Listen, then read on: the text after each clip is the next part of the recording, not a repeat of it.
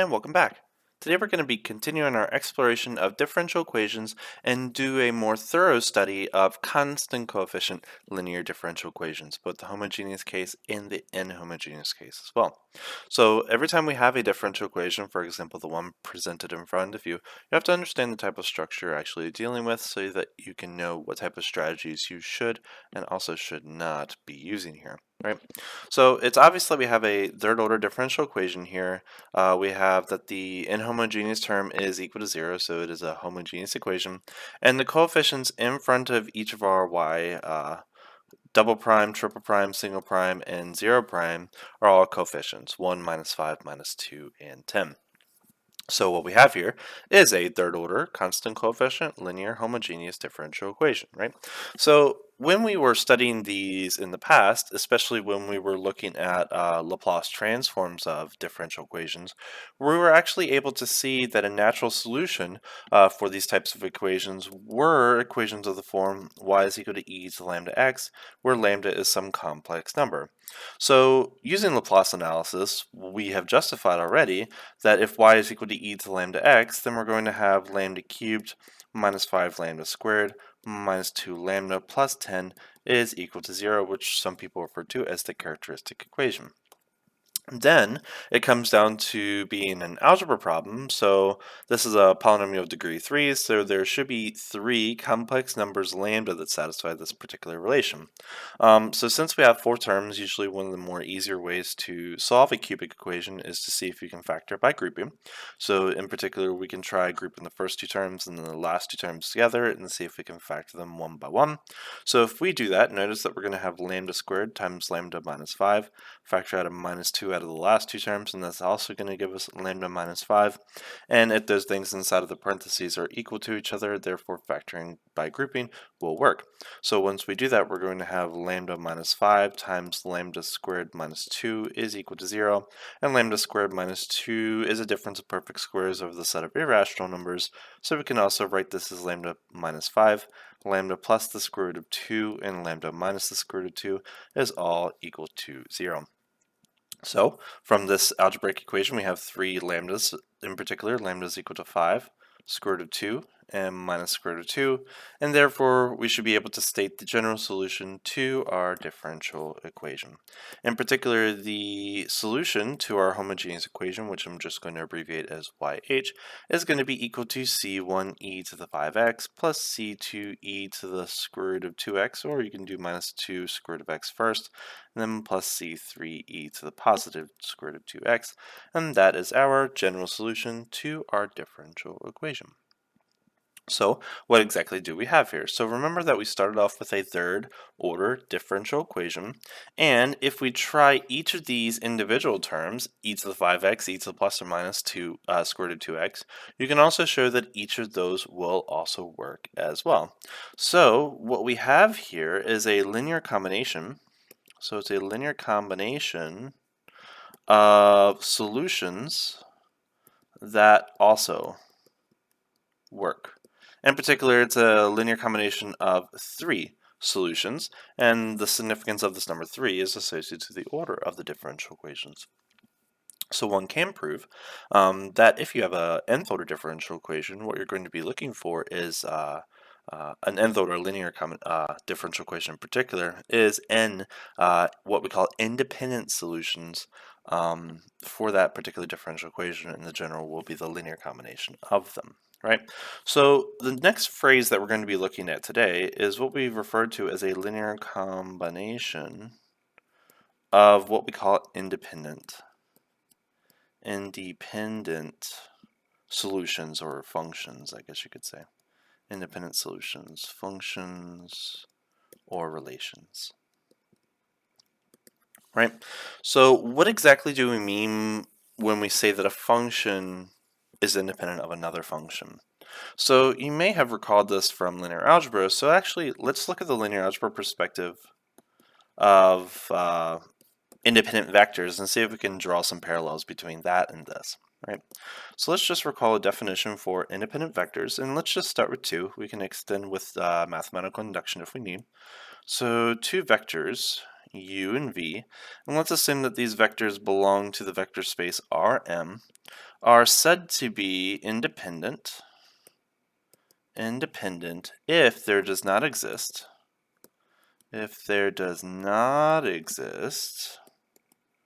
these constants C1, C2, not both 0. You could also say not all 0, such that C1U plus C2V is equal to 0, right? So it's trivial that if C1 and C2 are both equal to 0, then this is going to be true for all vectors u and v. But the question is, if you can show that there does not exist this C1 and C2 that are both not 0, then we have proof that these vectors are what we call independent. So let's look at a numerical example, just in case the theoretical definitions are not your strong point. So let's assume two vectors in R2, just to keep things simple. U is 1, 3, and V is equal to 5, 4. I know there's theorems out there that says, okay, well, if you have two vectors in R2, then you can form a 2 by 2 matrix, find the determinant. As long as it's not equal to 0, then we have independent vectors, right? But technically speaking, you can have two vectors in R3 or three vectors in R2, and since you don't have a square matrix, you can't directly apply the theory of determinants on that. So the question here is the vectors 1, 3 and 5, 4, are they independent? Yes or no? So what we seek is constants C1 times 1, 3, C1 times 1, 3, plus the vector 5, 4 times some constant C2, and this is going to be equal to 0. And keep in mind the 0 is actually the 0 vector in whatever vector space we're working with. So this equation is the same as the matrix equation 1, 5, 3, 4 times C1, C2, and that's going to be equal to 0, 0. So in this particular case, we can actually apply the theory of determinants. So we can say, okay, well, the determinant of this particular matrix A is going to be 1 times 4 minus 3 times 5, which, as we already know, is not equal to 0. So that means there is a unique solution, in particular C1 and C2, that makes this equation true. And in particular, we already know that 0, 0 is a solution to this differential equation. Therefore, that is the only solution to this differential equation. And that means we have evidence to believe that these two vectors are independent of each other. Right? So how would we apply that to, for example, a set of dependent vectors? So for example, let's look at the vectors 0, u is equal to 1, 3, and v is equal to 2, 6. It might be obvious that 1 is the scalar multiple of the other, but let's just sort of ignore that for the time being. So if we have C1 times 1, 3 plus C2 times 2, 6, we want to find constants, or constants, C1, C2, that is equal to the vector 0, 0. So as usual, we're going to have the matrix equation 1, 3, 2, 6 times C1, C2, and that's going to be equal to 0, 0. And we can be like, okay, well, if we reduce our echelon form this particular matrix, what we're going to have is the matrix equation 1, 2, 0, 0 times C1, C2 is equal to 0, 0. Now, if you aren't already familiar with reducer echelon forms definitely have an advantage over determinants because every matrix has a reducer echelon form and it is also unique. And you will be able to see if there's any free variables, which is going to imply infinitely many solutions, which is going to imply dependence between those vectors. Right? So in this particular case, we have that the rank of this matrix is equal to 1, but the number of columns in this matrix is equal to 2. Therefore, the nullity of this matrix is equal to 1, which means we have at least one free variable, right? In this particular case, we have that C2 is our free variable for this particular matrix. Therefore, we're going to have infinitely many solutions. In particular, from that particular matrix equation, we have that C1 plus 2C2 is equal to 0, and we can let C2 be equal to 1 because C2 is a free variable. So we can let it literally be anything we want. So if that's the case, then we're going to have that C1 plus 2 times 1, which is going to be 2, is equal to 0, which means that the associated C1 value will be equal to minus 2 in that particular case. Right?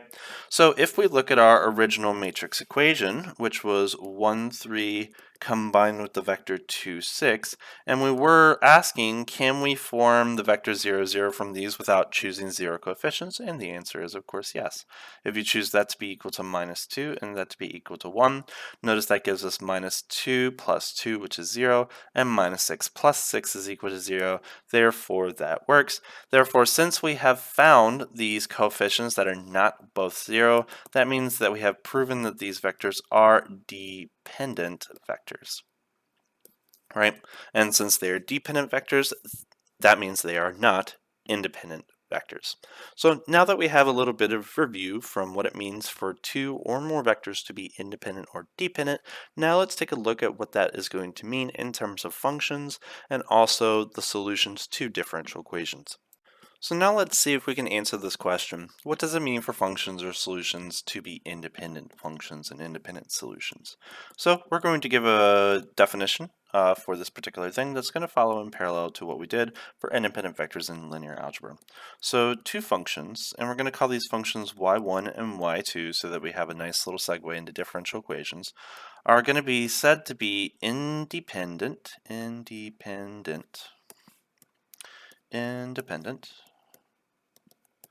if there does not exist, these constants c1 and c2 in the set of real numbers or even in the complex numbers, we don't have to limit that. In particular, not all zero, such that c1 y1 plus c2 y2 is equal to 0. And this has to be true for all x in the domains of y1 and also for all x in the domain of y2, right? So it has practically the same exact structure.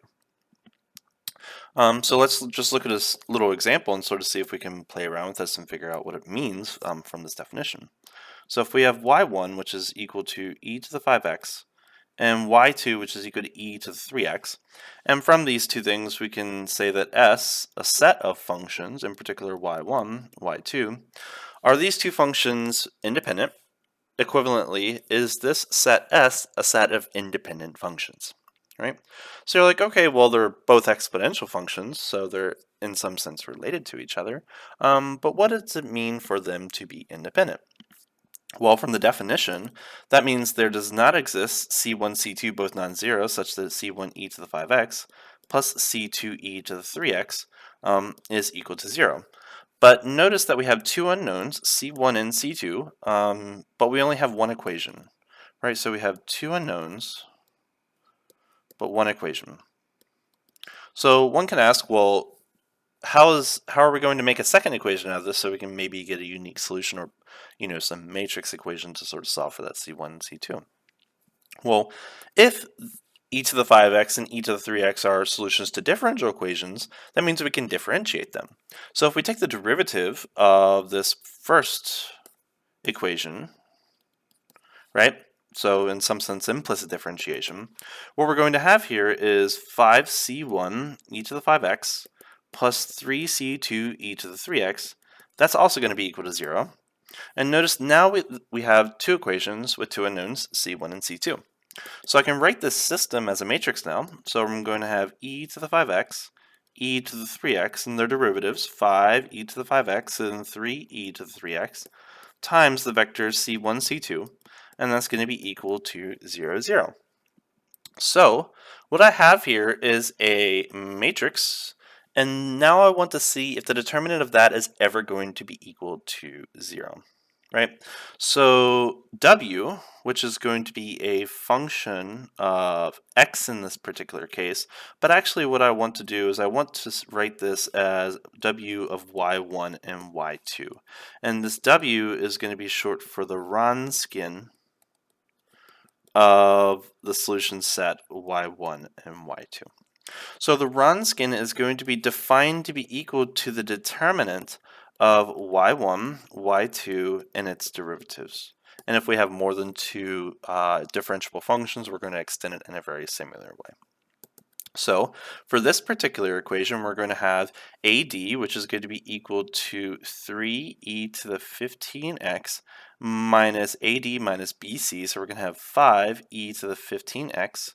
And notice that this is going to be equal to minus 2e to the 15x. So minus 2e to the 15x is called the Wronskian of y1 and y2. So keep in mind that for all x in the set of real numbers, this function is always going to be underneath the x-axis and is never going to be equal to 0 for all x in the domain of that particular function f, right? So since this is never equal to 0, that means what? So that means that C1, C2 equal to 0 is the only constants that will make this true, which means that y1, which is equal to the e to the 5x, and y2, which is equal to e to the 3x, are what we call independent functions. We can't say independent solutions because we haven't really mentioned any differential equations here yet, but they are independent functions up to this definition. So that means we say that s is equal to e to the 5x, e to the 3x is an independent set of functions. Right? So that's how we can see if a set of functions forms an independent set or not. Okay, so now that we have some idea of what it means for independent, now let's state a very important theorem that's going to lead us into discussion of differential equations. So let's consider the general nth order constant coefficient differential equation ym plus an minus 1 times ym minus 1 all the way out to a1y prime plus a0y is equal to 0. So our nth order constant coefficient homogeneous linear ordinary differential equation, and let's assume that this equation is called star. All right. So let's suppose that star is an nth order constant coefficient linear, and we can also say homogeneous ordinary differential equation. Then the general solution of this equation star is a linear combination of n independent n differentiable functions. So if you can find n functions that are differentiable, that are particular solutions to this nth order differential equation, then you've actually found your general solution, provided that you've already proven that they are indeed independent.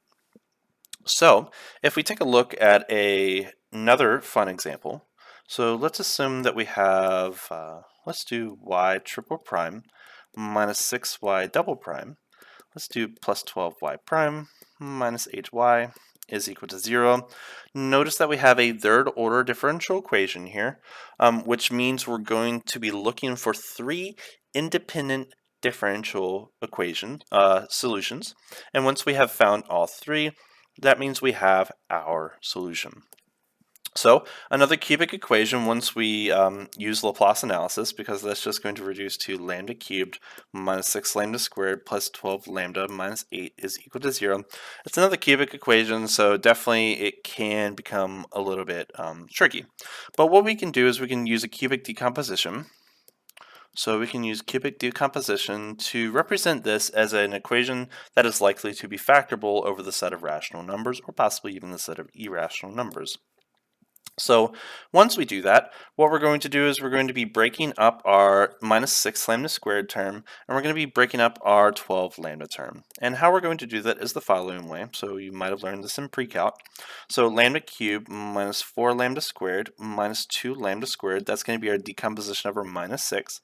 And then we're going to have our positive 4 lambda and then our positive 8 lambda to be our decomposition of 12 lambda. And then we're going to have minus 8 is equal to 0.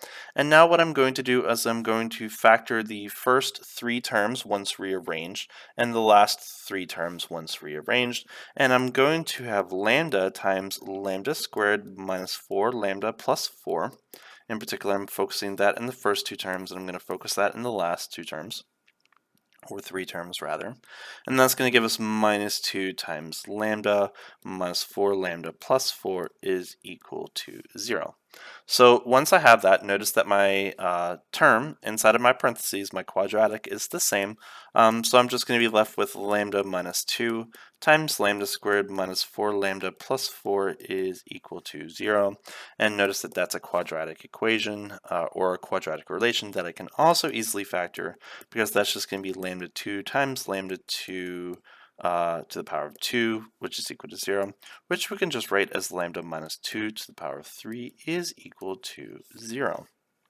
So in this particular statement, notice that we have that 2 is a solution to this differential or this algebraic equation, but it repeats 3 times. And we need 3 independent solutions because c1e to the 2x and c2e to the 2x are not independent. They're just constant multiples of each other.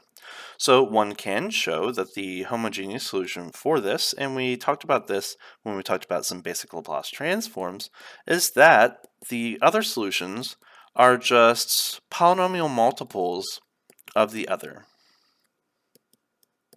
So this is going to be your general solution, right?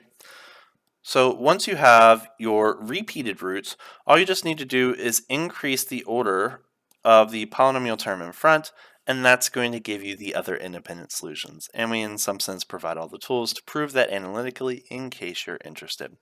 Now, another thing that you need to sort of justify yourself is, are they truly independent? And I definitely leave these to you to sort of verify that. So in particular, a couple good exercises is to show that e to the ax and e to the bx form an independent solution as long as a and b are different numbers, and they can be complex numbers as well. And another fun and very important exercise, which sort of leads to this example, is that the set e to the x e to the x, all the way down to x to the m minus 1 e to the x, also is an independent set of solutions. And that's practically what we're going at for this last particular differential equation. Now that we can solve every higher order constant coefficient linear homogeneous differential equation, now the next target is going to be the inhomogeneous case. This problem that I have presented in front of you obviously is a constant coefficient second order linear differential equation, but it has this homogeneous term f of x is equal to x, right? So what we're going to do is we're first going to start off focusing on the homogeneous portion of this differential equation, and then we're going to sort of attack the inhomogeneous portion as a separate entity. So what we're going to do is we're going to be like, okay, if I have the homogeneous equation y double prime minus y prime minus 2y is equal to 0, can I solve it? So obviously this is the same problem as before, which reduces to lambda squared lambda minus 2 is equal to 0, which factors quite nicely, because that's just going to be equal to lambda minus 2 times lambda plus 1 is equal to 0, which gives us two values of lambda. Lambda is equal to 2 and lambda is equal to minus 1. So the homogeneous solution to our differential equation is just going to be equal to c1e to the 2x plus c2e to the minus 1x, and that's going to be our homogeneous solution to our original differential equation. Now, what we need to find is a particular solution to this differential equation, and one can show that if you have the homogeneous solution and a particular solution to the inhomogeneous equation, then the general solution y of g is going to be equal to yh plus yp, where h and p are the homogeneous and particular solutions respectively, and we've already proven, at least for some cases, that this is true from the Laplace perspective. So what we're going to do is we're going to be like, okay, well, our inhomogeneous term, which is going to be named f of x, is just equal to x, and we have a second order differential equation. So how can we get a polynomial of degree 1 from a second order differential equation? Well, if we differentiate a quadratic at least 2 times, it's always going to be at most a linear function. So a nice good guess for a particular solution that is going to generate this particular inhomogeneous term is a particular solution of the form ax plus b, i.e. a linear relation. So if we take the first derivative of this particular guess, that's going to give us a, and the second derivative of this particular solution is just going to be equal to 0. So what we can do is we can just plug this into our differential equation and see what we get from there. So that's going to give us the second derivative of y with respect to x minus y prime, which is given to be a, and then minus 2 times y, which was ax plus b, and that's going to be equal to x, right? So we're trying to find a particular solution to the inhomogeneous differential equation. So from this, we can just rearrange this and get a nice little relation. So let's group our little constants together. So we're going to have minus a minus 2b as our constant terms, and then we're going to have our minus 2a times x as our linear term, and this is just going to be equal to 1x plus 0. So from here we can see that the coefficient minus 2a and 1 must be equal to each other, so we're just applying the same strategies as we did with polynomial series. So we can clearly get that a is going to be equal to minus 1/2. And then from the other equation, which is going to be minus a minus 2b, which is equal to 0, which is equivalent to a plus 2b is equal to 0, we can just substitute this value for a and get our other value. So we're going to have that a, which is minus 1/2 plus 2 times b, is going to be equal to 0. So that means 2b must be equal to 1/2, which means that b must be equal to positive 1/4. So if that's the case, that means our particular solution yp is going to be equal to a x plus b. Right?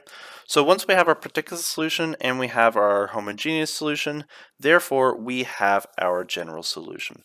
So that means our general solution yg is just going to be the linear combination of our homogeneous plus our particular yp, and that's going to be equal to c1e to the 2x plus c2e to the minus x plus our particular solution, which is minus 1/2 x plus 1/4, and one can show that this is indeed the solution to our original differential equation. So that's pretty fun, but definitely can get a lot more difficult. So let's just consider another example just for fun. So let's assume that we have y double prime minus y prime minus 6y is equal to cosine x. So again, this is going to be a linear differential equation, second order constant coefficient, inhomogeneous. So the very first thing we need to target is the solution to the homogeneous equation. So the homogeneous equation is going to reduce to lambda squared minus lambda plus minus 6 is equal to 0, which we can easily factor again into lambda minus 3 times lambda plus 2 is equal to 0. So lambda is going to be equal to 3 and minus 2, which means that our homogeneous solution yh is going to be equal to c1e to the 3x plus c2e to the minus 2x. So that's part of our general solution. Now let's find our particular one. And keep in mind we're doing second order derivatives, and we also have a first order derivative hanging out here. So how can we generate a cosine? Well, we already know that sine and cosine are cyclic in terms of order 4 for differentiability. So whatever y must be, it has to have either a sine and or cosine hanging inside of it. So that means yp, a good guess for that, will be equal to a times sine of x plus b times cosine of x. So what I'm going to do is I'm just going to first and second order differentiate these functions. In particular, yp prime will be equal to a times the cosine of x minus b times the sine of x, and then differentiating again, that's going to give us minus a times the sine of x minus b times the cosine of x. And then we're just going to substitute these things into our differential equation and hope for the best from there. So our second order differential equation is going to be equal to minus a times the sine of x minus b times the cosine of x. So that's going to be y double prime. And then we're going to have minus y prime, and y prime is going to be a cosine x minus b sine of x, and then we're going to have our minus 6y there, so it's going to be minus 6y, so a sine of x plus b cosine of x, and this must be equal to our right-hand side, which is just our lonely little cosine. Okay, so once we have that, then I'm going to group our sine terms together. So we have a sine there, we have a sine there, we have a sine there, and we also have a cosine here, a cosine here, and a cosine here. And there's our lonely little cosine here. And if we want to sort of make this parallel, we also have a sine on the right-hand side, but its leading coefficient is going to be equal to 0. So once we collect all of our sines together, notice that we have a minus a there, we have a plus b here, and we have a minus 6a there in front of our sine. True. And then in front of our b's, we're going to have a minus b minus a, then a minus 6b in front of our cosine of x, and that's going to be equal to cosine of x plus 0 sine of x. And then we can just gather our coefficients and set them equal to each other. Okay, so that's going to give us a nice little systems of equations. So if we look at our sign, we're going to have minus 7a plus b is equal to 0. And for our coefficients for cosine, we're going to have minus 7b minus a. So we can write that as minus a minus 7b, and that's going to be equal to 1. So what are the values of a and b that make this true? And hopefully that's going to give us a unique solution. So we're going to have minus 7 times 1, and then minus 1 times minus 7 times ab, and that's going to give us 0, 1. The determinant of that coefficient matrix is 49 plus 1, which is 50, which is not equal to 0, but no worries. So the determinant of that matrix will be equal to 50. So that means our solution exists and is unique. And throughout a little bit more algebra, you can find that the solution to AB will be equal to negative 1 over 50 and minus 7 over 50. So once you have those little coefficients using Gauss-Jordan elimination or Cramer's rule or whatever other methods you're familiar with, then we're going to have our particular solution. So this is going to be equal to negative 1 over 50 sine of x minus 7 over 50 cosine of x. Now we have our particular, and we also have our homogeneous from before. That means we have our general solution, yg, which is just going to be the sum of the two. So we're going to have c1 e to the 3x plus c2 e to the minus 2x minus 1 over 50 sine of x minus 7 over 50 cosine of x, and that is going to be the general solution to our original second order inhomogeneous constant coefficient linear differential equation. All right, so let's just look at another example just for fun and excitement. So let's look at y double prime minus 4y is equal to sine of x plus e to the, let's go a 3x here. All right, so notice that we have an inhomogeneous, and the left-hand side is actually not too bad because that's just lambda squared minus 4, so you get that lambda plus or minus 2. So the homogeneous is actually pretty easy to find here. That's just c1 e to the 2x plus c2 e to the minus 2x. Now that right-hand side is quite annoying, but actually we have another theorem that's actually pretty nice that we can actually take advantage of. So let me just state that here. So let's consider, in particular, let's suppose that we had that homogeneous equation, and we have those homogeneous terms on the right-hand side, f1 and f2. So if y1 solves star is equal to f1 of x, and let's assume that y2 solves star is equal to f2 of x, then y1 plus y2 will solve y1 plus y2 will solve star is equal to f1 of x plus f2 of x. Some people will refer to this law as the law of superposition. So what we can do is we can solve two inhomogeneous equations, in particular y double prime minus 4y is equal to sine of x, find its particular solution, and then consider the differential equation y double prime minus 4y is equal to e to the 3x, and solve that differential equation, because obviously a particular solution for that is just going to be a e to the 3x, and a particular solution for that is probably going to be of the form a sine x plus b cosine x. But notice that we have the second derivative and the zeroth derivative, so there shouldn't be any cosines hanging out there. So it's highly unlikely that there will be any cosines floating around in that particular solution. But once you actually go through that particular motion and actually solve each of those, so what would you get? So let me just illustrate a couple little details here. So y double prime minus 4y is equal to e to the 3x.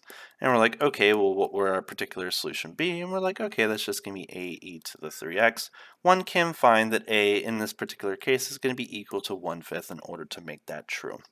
And for y double prime minus 4y is equal to sine of x, And you can be like, okay, well, what will that particular solution be? Just to be safe, let's include that cosine there, because we're not sure. One can find that A in this case is going to be equal to minus 1/5, and B will be equal to the 0 that I claimed in the very beginning.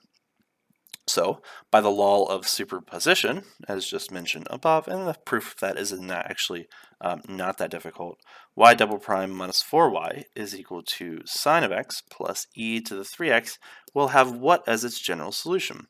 So we're going to start off with our homogeneous solution, c1e to the 2x plus c2e to the minus 2x, and then we have our, let's do our sine first, but it doesn't really matter.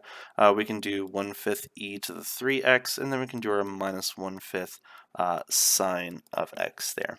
And this is going to be our general solution to our constant coefficient inhomogeneous differential equation that we started with.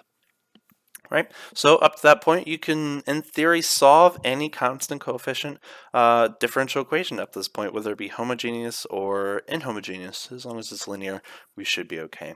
So in the next couple of videos, we'll be looking at other types of higher order differential equations and some solution strategies associated to them. Hope you enjoyed this video, and I'll see you then. Take care.